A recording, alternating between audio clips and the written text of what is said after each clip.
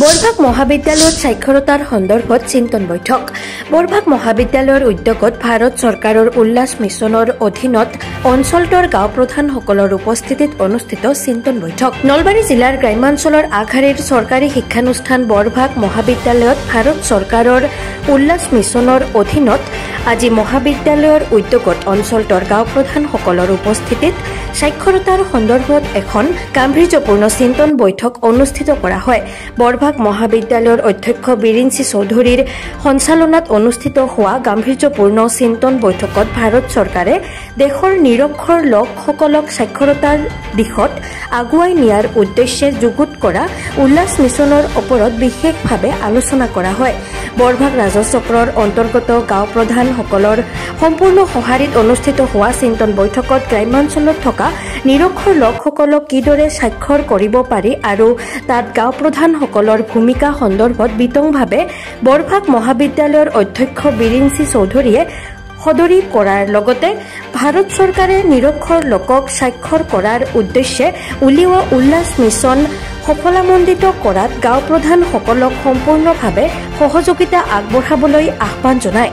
আজিৰ এই সাক্ষৰতা সজাগতা আৰু চিন্তন বৈঠকত সাংবাদিক পংকজ কুমাৰ লহকৰ, গণেশ নমহোদ্ৰ আৰু বৰভাগ ৰাজচক্ৰৰ অন্তৰ্গত গাঁওসমূহৰ গাঁও প্ৰধানসকলে অংশগ্ৰহণ কৰে।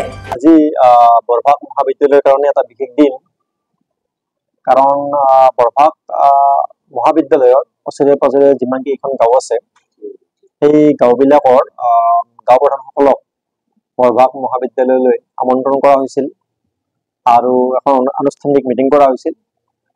আৰু আমি সেইকেইখন গাঁও প্ৰধানক আমি এটা প্ৰস্তাৱ দিছিলোঁ বৰভাগ মহাবিদ্যালয়ৰ পৰা, যে আমি প্ৰতিখন গাঁৱৰ লগত গাঁও প্ৰধানৰ জৰিয়তে একোখনকৈ MOU কৰাৰ কথা চিন্তা কৰিছোঁ।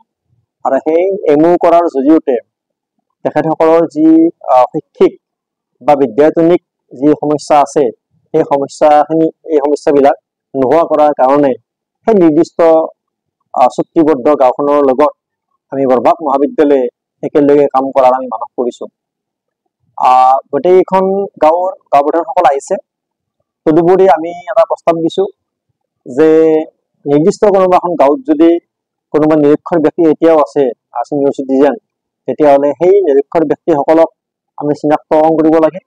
আৰু সেই চিনাক্তকৰণ কৰাৰ পিছত আমি বৰভাগ মহাবিদ্যালয়ৰ শিক্ষাৰ্থীসকলৰ দ্বাৰাই বা আমি নিজা ব্যৱস্থাৰ জৰিয়তে সেই অশিক্ষিত বা নিৰক্ষৰ ব্যক্তিসকলক আমি কেনেকৈ স্বাক্ষৰ কৰিব পাৰোঁ তাৰ পৰিকল্পনা কৰা হৈছে। তদুপৰি এটা কেন্দ্ৰীয় চৰকাৰৰ এটা স্কীম আছে, সেইটো উল্লাস বুলি এটা স্কীম আছে। আৰু নলবাৰী জিলাৰ DC ছাৰে আমাক এটা নিৰ্দেশনা দিছে যে বৰভাগ মহাবিদ্যালয়ৰ ওচৰে পাজৰে বা মহাবিদ্যালয়ৰ ওচৰে পাজৰে যিকেইখন গাঁও আছে সেই গাঁওবিলাকত যদি কোনোবা নিৰক্ষৰ ব্যক্তি আছে সেই নিৰক্ষৰ ব্যক্তিসকলক স্বাক্ষৰ কৰিব লাগে। সেইটো এটা প্ৰশাসনৰ তৰফৰ পৰা এটা অভিযান।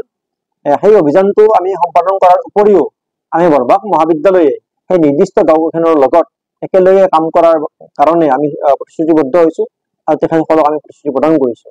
পৰৱৰ্তী পৰ্যায়ত গাঁও প্ৰধানসকলৰ এটা সংগঠন আছে, সেই সংগঠনৰ সভাপতি আৰু সম্পাদকে বৰভাগ মহাবিদ্যালয়লৈ আহি তেওঁলোকৰ মতামতটো প্ৰদান কৰিব। মৌখিকভাৱে তেখেতসকলে কৈছে যে আমাৰ লগত বৰভাগ মহাবিদ্যালয়ৰ লগত চুক্তি কৰি তেখেতসকলে উপকৃত হ'ব বুলি তেওঁলোক ইচ্ছুক বুলিও কৈছে, উপকৃত হ'ব বুলিও আশা প্ৰকাশ কৰিছে। কিন্তু তেখেতসকলে এটা আলোচনাৰ জৰিয়তে তেখেতসকলে এটা সঠিক সিদ্ধান্ত লৈ আমাৰ ওচৰত আহিব বুলি কৈছে।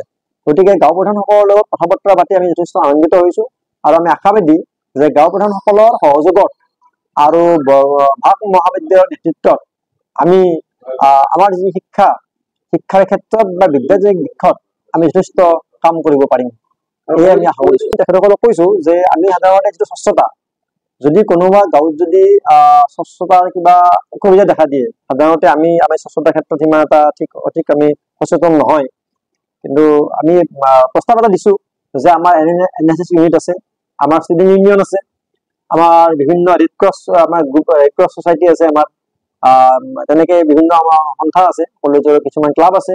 সেই ক্লাবৰ জৰিয়তে হওক বা ছাত্ৰ ছাত্ৰীৰ জৰিয়তে হওক আমি সেই নিৰ্দিষ্ট অনুষ্ঠান য'ত মাতে আমাক সেই অঞ্চলটো আমি পৰিষ্কাৰ পৰিচ্ছন্ন কৰি দিম বুলি কৈছোঁ। অকল সেয়াই নহয়, যদি কোনোবা স্কুলত, গভৰ্ণমেণ্ট স্কুলেই হওক বা প্ৰাইভেট স্কুলেই হওক, নিৰ্দিষ্ট এখন গাঁৱত যদি কোনোবা স্কুলত যদি কিবা শিক্ষকৰ অভাৱ আছে, ধৰি লওক ইংৰাজী ভালকে শিকাব পৰা নাই, মেথমেটিক্স ভালকে শিকাব পৰা নাই, তেনেকুৱা যদি সমস্যাৰ উদ্ভৱ হয়, তেতিয়াহ'লে বৰভাগ মহাবিদ্যালয়ৰ লগত যোগাযোগ কৰিব পৰা হৈছে। আৰু বৰভাগ মহাবিদ্যালয়ক যদি সেই খবৰটো দিয়ে, আমাৰ শিক্ষকে গৈ কেইটামান ক্লাছ অন্তত লৈ আহিব বুলি আমি প্ৰস্তাৱ তেখেতসকলক দিছো, আৰু তেখেতসকলে এই কথাটো এটা আদৰণি জনাইছে। কিন্তু আমি চুক্তিবদ্ধ হ'ম বুলি ভাবিছো। চুক্তিবদ্ধ হ'লে কাম কৰাৰ বেছি এটা সুবিধা হয়। দুটা পক্ষই সমিলমিলেৰে আমি উইন উইন মানে এটা ষ্ট্ৰেটেজিৰ জৰিয়তে আমি কাম কৰিবলৈ পাৰিম বুলি আশা কৰিছো। কামটো এইটো লিমিট নাই, আমি যিমান দিন আমাক বিচাৰে, সেই নিৰ্দিষ্ট গাঁওখনে আমাক যিমান দিন বিচাৰে আমি সিমান দিন কৰি থাকিম বৰভাগ মহাবিদ্যালয়। নিউজ ডেস্ক ৰিপোৰ্ট, বাৰ্তা টু জেড।